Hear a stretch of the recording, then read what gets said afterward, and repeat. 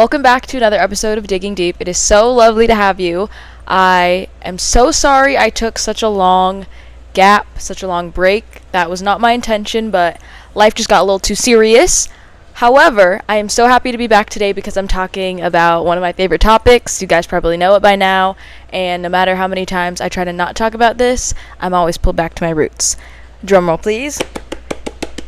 Romance and love and dating, and specifically I'm going to be speaking from an anthropological, psychological, and sociological point of view. I think it's so deeply fascinating how our culture influences the way that we act and the way we behave with one another, how that affects our relationship structures, how we are all performing to an extent with one another, and how that can affect our well-being, mental health.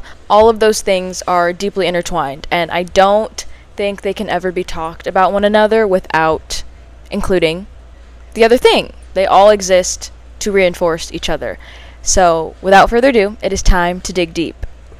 The inspiration for this episode has been building for a long time. I've just been really avoiding coming back onto the mic, which I apologize for.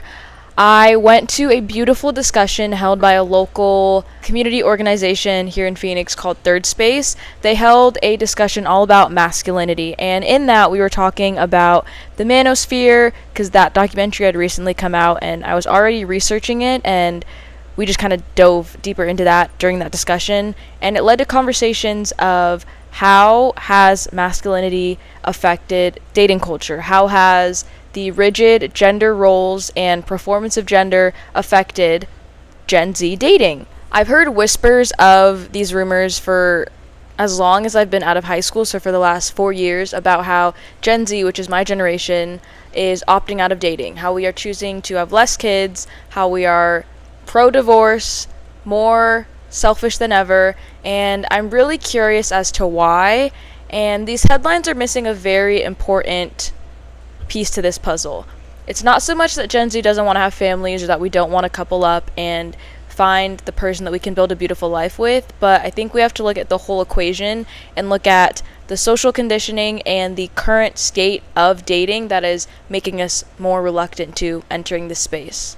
During this discussion, we really dissected what it means to be a man, and I think that masculinity and femininity exist together. Masculinity is largely seen as the opposite of femininity, and so it got me thinking about how do these rigid gender roles affect the way that we approach dating now, and how can we start to build a dating landscape that is mutually beneficial. I couldn't help but wonder, how can relationships be equitable and mutually beneficial under patriarchy? I want to also mention a really big inspiration for this episode, and that was the podcast by Wild Geese. I love her to pieces. It was all about relationship anarchy, and I've been having that floating around in my brain for a long time, for as long as that episode has been out, but I really have recently started to put those relationship anarchy practices into practice in my own life, so I just wanted to give a really big shout out to that episode. I want to take us all back to biology class in junior high when we were being introduced to the idea of symbiosis. There are 4 main types of symbiotic relationships seen in nature, and this sounds like it's a little crazy because we're talking about humans and how they interact, but I promise you it is deeply intertwined. Walk with me. Competition is where there's a contest between organisms for resources, recognition, or group social status. Commensalism is a relationship between organisms where one organism benefits from the association while not harming the other. Mutualism, a relationship between organisms of different species in which both organisms benefit from the association. And last but not least, we have parasitism, a biological relationship where one organism, the parasite, benefits by living on or inside the other, the host, causing the host harm in the process. We are culturally engaging in parasitic relationships and labeling it as romance. A very important distinction about parasitism, as opposed to all the other symbiotic relationships, is that the parasite derives essential resources like food and shelter at the direct expense of the host. The parasite must keep the host alive because it is taking those essential things from it, but it is slowly deteriorating at the host's life force. Does that remind you of anything else in our culture? Let me tell you, Heterosexual relationships. Typically, the man will derive value and virtue from a woman, slowly eroding at her self-worth, her mental and physical well-being, and we are conditioned to believe that that is love. It is incredibly normal for our culture to expect women to abandon their desires and their own personhood in pursuit of a man, in pursuit of a relationship, in pursuit of marriage.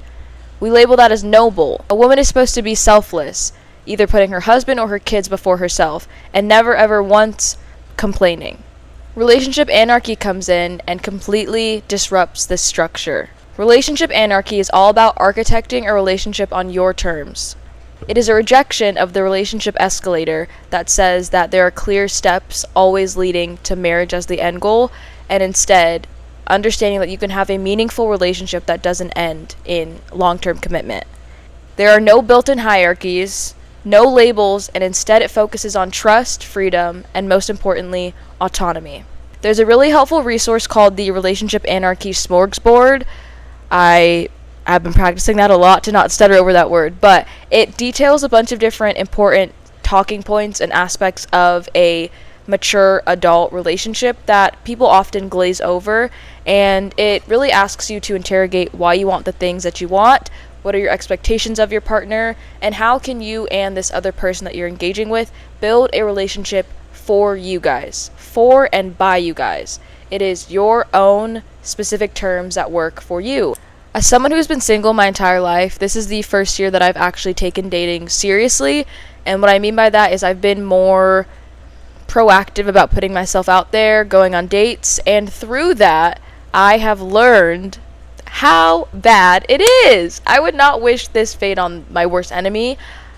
The current state of men and the expectations of dating as a woman are ones that are just not designed to build any sort of meaningful connection. If you're someone like me who has boundaries and clear non-negotiables and you're not afraid to enforce those in relationships with other people, a very common label that you are given is being picky. I've heard this from friends, family, even strangers my entire life, simply because I will not settle for what's available just to have a relationship. I don't want any relationship.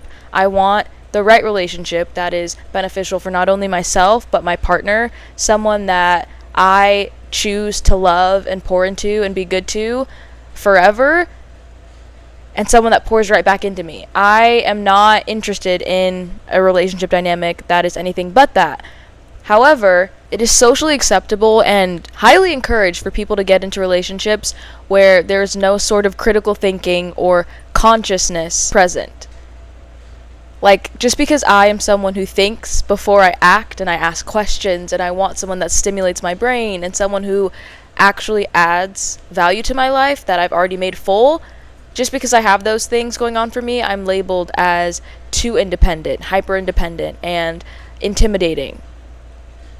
Something that affects our ability to engage in relationships based off of mutualism rather than a parasitic relationship dynamic is the social scripts that tell us what a man and what a woman is supposed to do.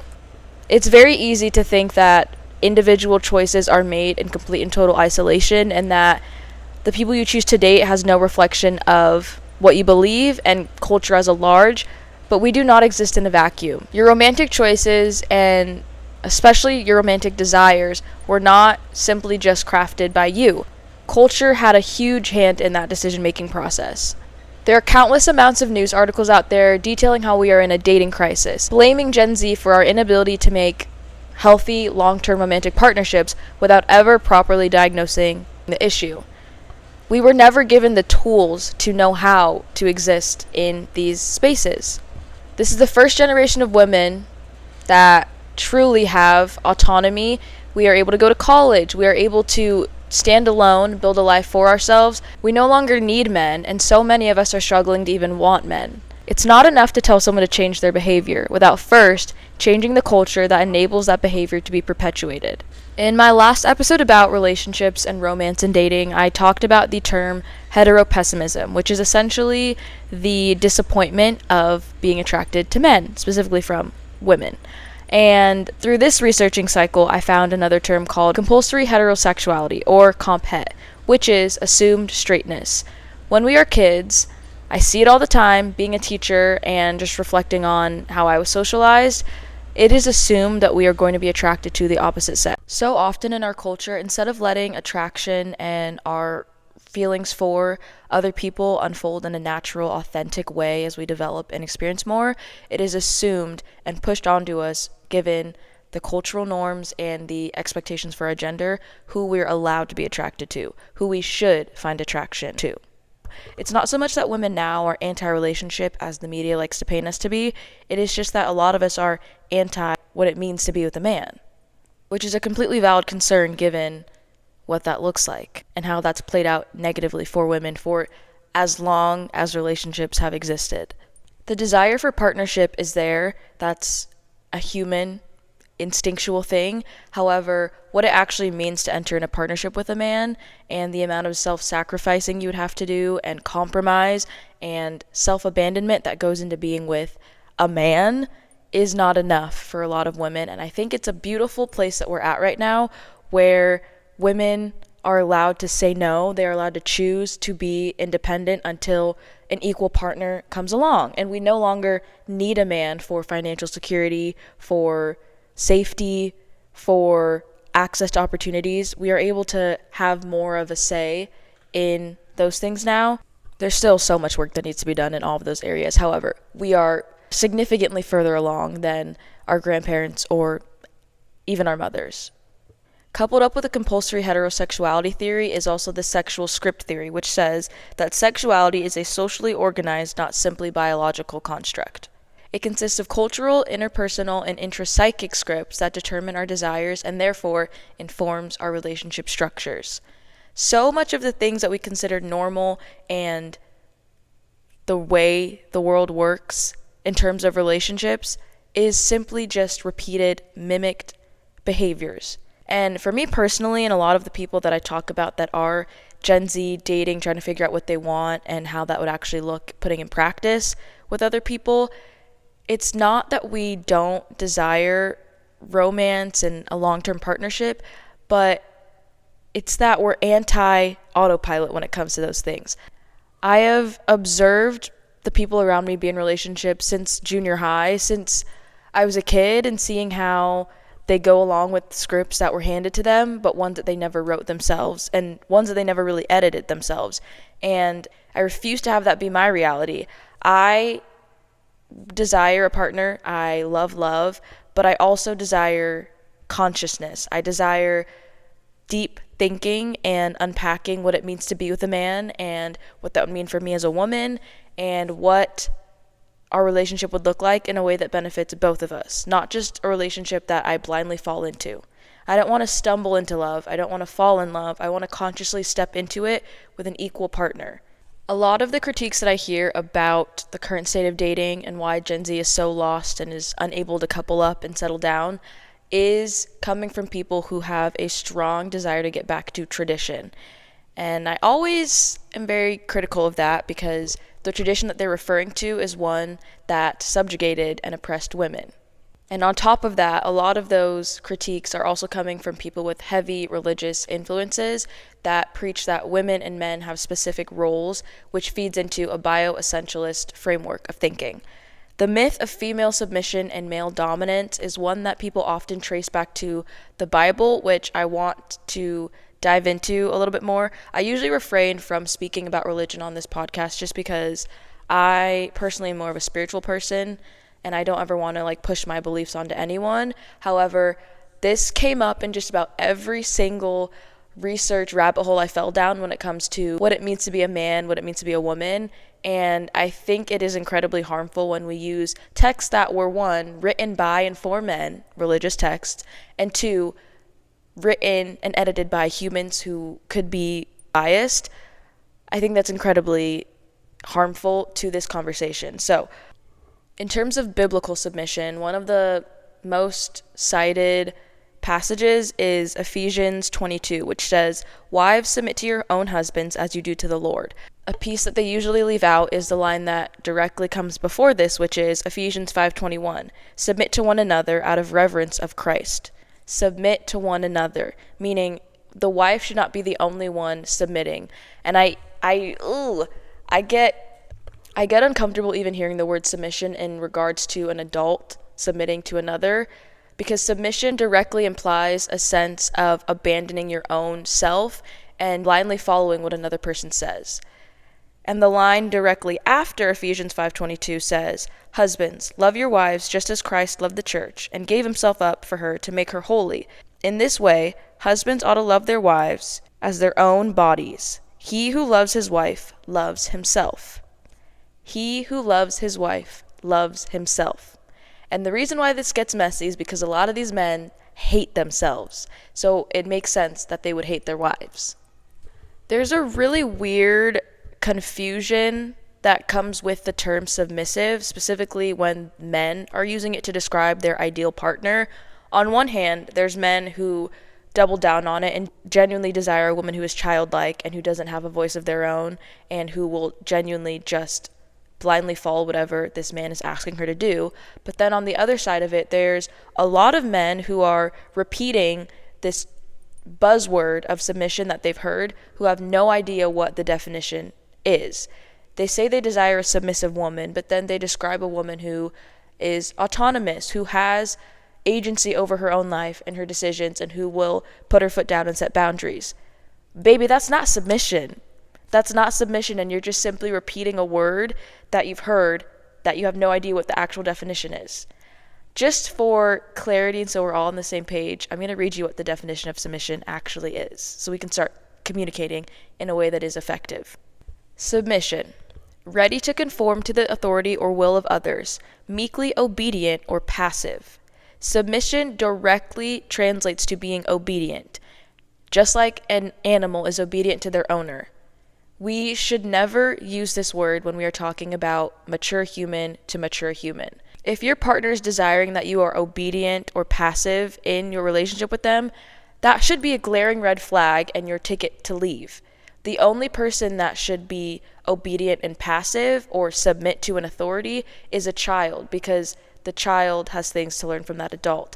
But if we are talking about two adults being in partnership with one another, that should be a mature relationship where each person is actively engaged and has the authority and the ability to state their opinions and have their voices be heard. If you as an adult are desiring that your partner is passive and obedient to you, there's a special place in jail for you. And we should be allowed to say that. I think it's really toxic for the whole conversation of gender roles and traditional relationships and just dating in general, that we feel so scared to call out blatant pedophilia or harmful relationship structures. That's gross and nasty, and I should be able to say that that's gross and nasty. Bioessentialism is not biologically or even biblically supported, but yet it's still the desire of a lot of Gen Z men when dating. Going back to the Third Space event I went to, there was an article that they presented us with that had a very jarring headline that said almost a third of Gen Z men agree a wife should obey her husband. So these ideas of wanting to return back to tradition where the wife stayed at home and was obedient to her husband are not far-fetched ideas. People in my generation who are entering the dating space, who are at the age where they're making decisions on who they want to settle down and create a family with, carry these very outdated frameworks that are directly harmful to women. So it's no surprise that women don't want to enter into these relationships. 31% of Gen Z men agree that a wife should always obey her husband. And I think it was very interesting that also 18% of Gen Z women also agreed on this claim. Misogyny is not only coming from men, but there are a lot of women that are perpetuating these very gendered and toxic beliefs because it is safe. It is safer to go against feminism, and it is safer to side with men in these arguments because the alternative is unknown. There haven't been clear generations and examples of what it looks like to be an agenic, independent woman. So, of course, clinging to tradition can sometimes seem like the safer option. 24% of Gen Z men agreed that a woman should not appear too independent or self-sufficient. 41% of Gen Z men agree that women who have a successful career are more attractive to men, which is directly contradicting their previous claim of how women who are too independent are unattractive. So they want a woman who is independent, who has her own career, who can provide for herself, who is established, but yet they feel threatened in their masculinity when she doesn't need you, which directly signifies the state of dating that we're in this kind of in-between phase where men are still clinging on to this idea of masculinity where they think they need to be the providers and the leaders and they want to be this dominant macho man figure.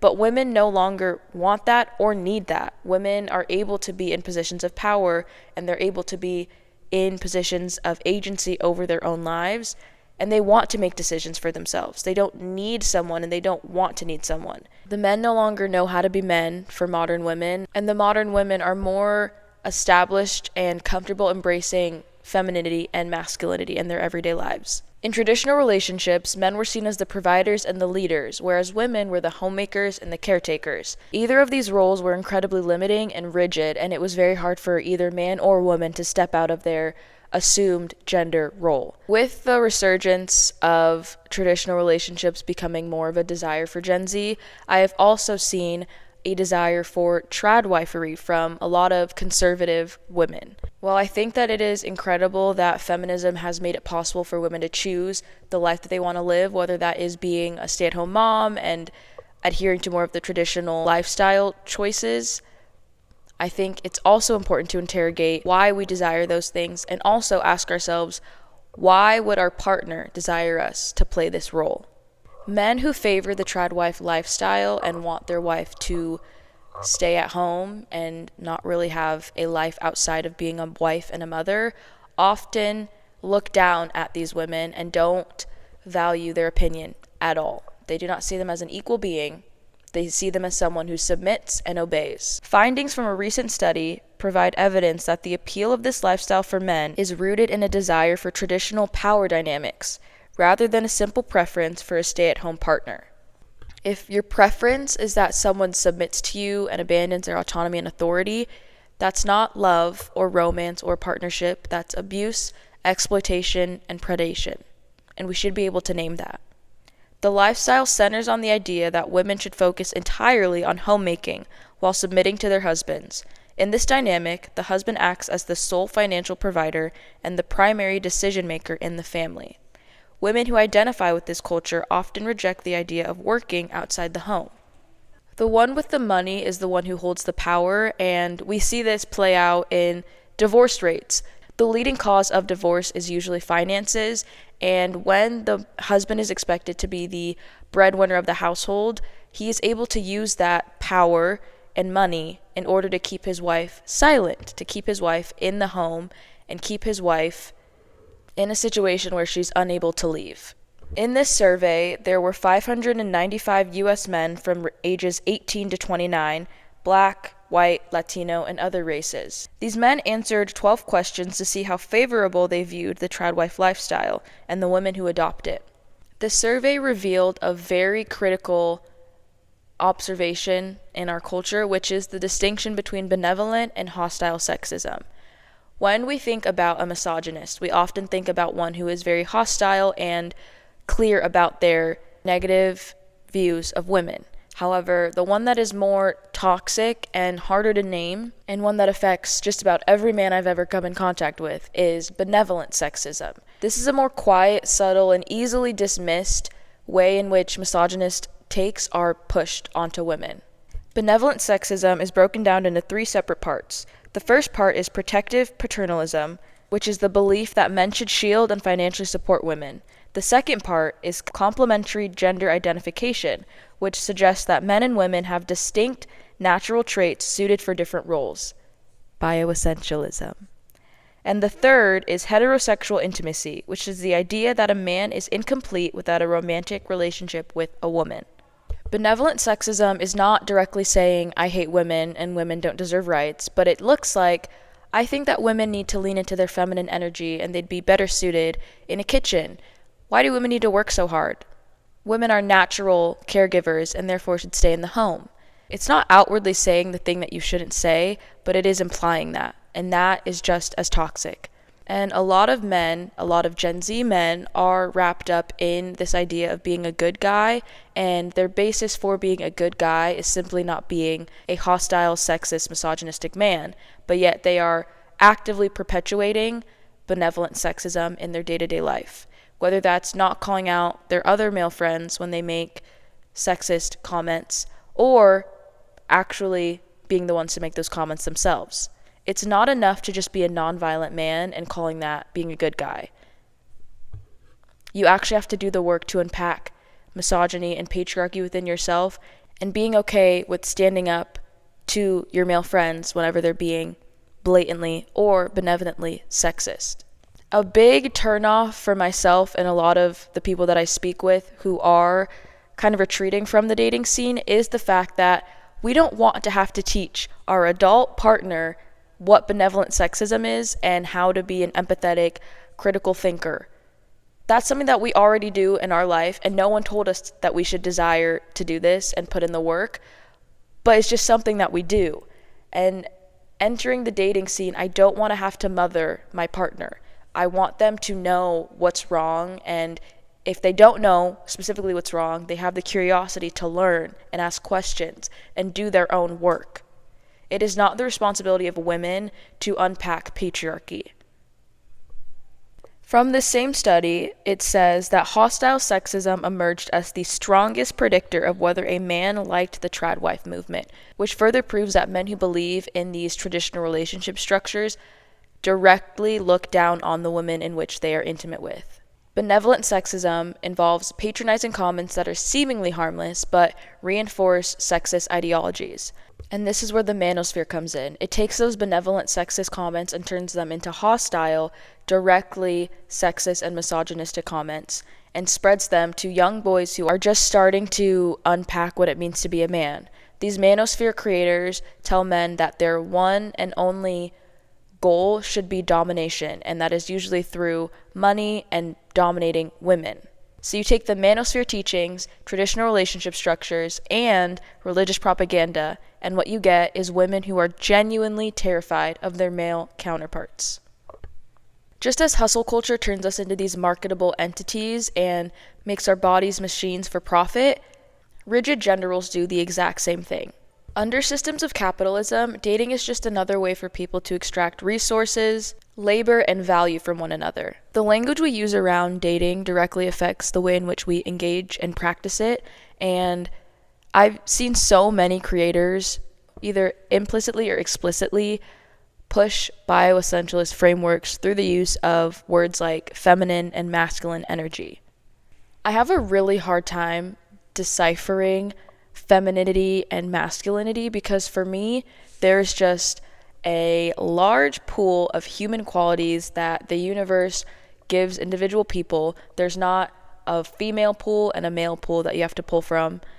There are just abundant human qualities, and I don't think that those traits should be gendered, and I don't see them as being gendered. And so whenever people talk about, oh, I want him to put me in my feminine energy, or I want to turn my brain off around him, or I want to feel masculine around my woman, like I just always am curious as to what that means. I think the goal should be being a good person, and if you embody traits of a good person, you're just a good person. You're not a feminine person or a masculine person. Because oftentimes when we hear the language of feminine and masculine energy, it is to reinforce stereotypical, traditional, gendered roles. The belief that women are more nurturing than men is scientifically and biologically debunked. That is a reflection of our culture and shows that women are pushed towards being more nurturing. Even the idea that women are more emotional. Men are incredibly emotional, but it's what emotions men are allowed to show. It is more acceptable for men to display anger and aggression. That's an emotion. So I have a really hard time when people say these gendered takes on what femininity is and what masculinity is, because it is actually just showing what our culture says that you can display as a man or woman, not what you were born with because of the sex that you have. And I bring up the conversation of gender roles because it directly is played out in our romantic relationships. We're all performing for one another. Masculinity, femininity is all one big performance, and we're trying to convince the other that we know what we're doing. Mainstream ideas like wanting to turn your brain off or wanting to be put in your feminine energy coincide with the belief that infantilization is the divine feminine blueprint, that you need a man to come in and make decisions for you instead of being able to have agency and make those decisions for yourself. It is not biologically supported that women naturally take a submissive role and a passive role in relationships or in their own lives at all. And there's a brilliant article that highlights this fallacy called The Egg and the Sperm: How Science Has Constructed a Romance Based on Stereotypical Male-Female Roles. This is an academic paper by a medical anthropologist, so very credible, which I also think we need to start caring more about, like citing credible sources and citing people who are in fields of medicine and biology. Like, if you're going to tell me that as a woman I am predestined to be a submissive person, point to biology then. Show me a biological study done by someone with accurate education to be studying that thing, and then maybe we can chat. I don't want to see a TikTok. This paper does an incredible job of analyzing the language used in a plethora of academic papers and how specifically the wording used to describe the egg and the sperm, or the female and male roles, directly shapes the way that we engage in romantic relationships. And it's not scientifically supported, it is simply just perpetuated language. Using words like strong to describe sperm and passive to describe egg create a picture of male domination and female submission. Emily Martin writes that the sperm is no more independent of its milieu than the egg, and yet, from a wish that it were, biologists have lent their support to the notion that the human female, beginning with the egg, is congenitally more dependent than the male, which reinforces the idea that sex is something done to a woman instead of done with and for a woman, a whole nother conversation.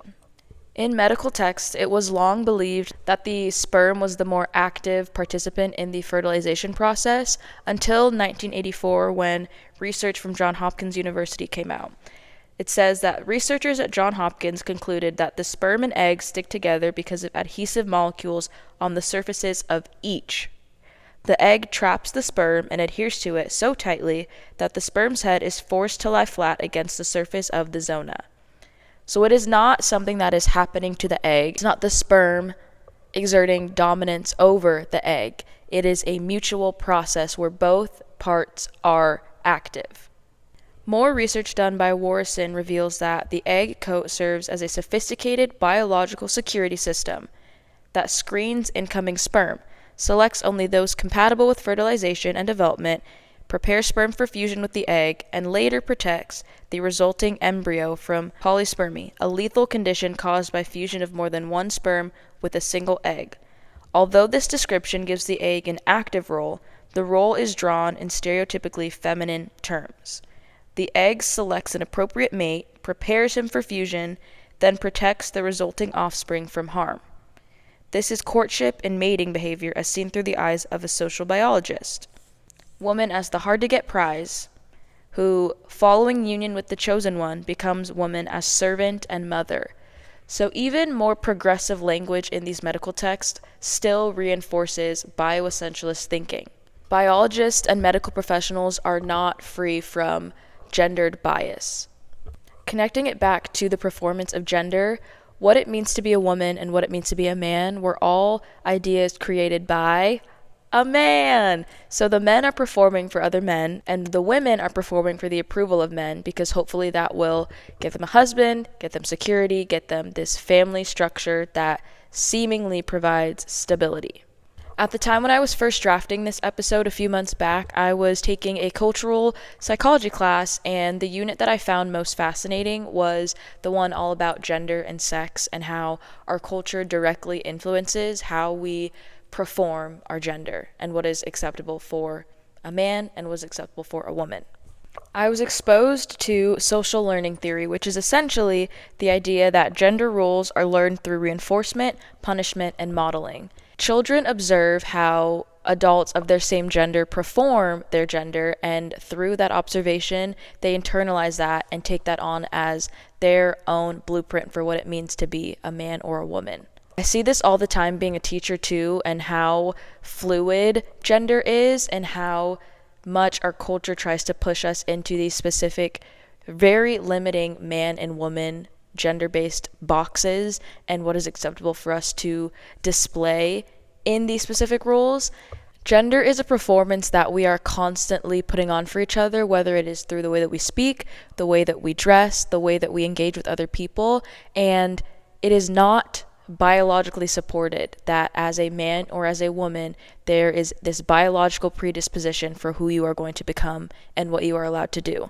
That is entirely based on cultural conditioning. Judith Butler has an extensive amount of work on the topic of gender performativity. She makes a very clear distinction between sex and gender. She says that gender is what you do, rather than a universal notion of who you are. She encourages us to ask ourselves, what has society made of us, and what can we make of ourselves? A big inspiration for this episode came from, of course, a Tumblr post that reads, "No offense, but I think a lot of us, me included, don't actually want romantic love as badly as we think, and really are just lonely and crave a closeness and intimacy that feels out of reach in friendships, because of society's emphasis on marriage and the nuclear family. So we project that into the never-ending search for a perfect love and a soulmate, when really we all just want to mean something to someone." Relationship anarchy exists in order to disrupt this belief that romantic partnership is the pinnacle of human experience. Instead, relationship anarchy values all of our intimate relationships, friendships included, as meaningful, and one doesn't outshine the other. Where I think relationship anarchy can be very helpful is in creating a sense of neutrality with how we view our relationships. There is a direct relationship between the performance of masculinity and the difficulties we're currently seeing in modern heterosexual monogamous relationships. I want to share with you a very important excerpt from The Will to Change by Bell Hooks that highlights a common theme in male development as they learn what it means to be a man. She writes, "No male successfully measures up to patriarchal standards without engaging in an ongoing practice of self-betrayal. In his boyhood, my brother, like so many boys, just longed to express himself. He did not want to conform to a rigid script of appropriate maleness. As a consequence, he was scorned and ridiculed by our patriarchal dad.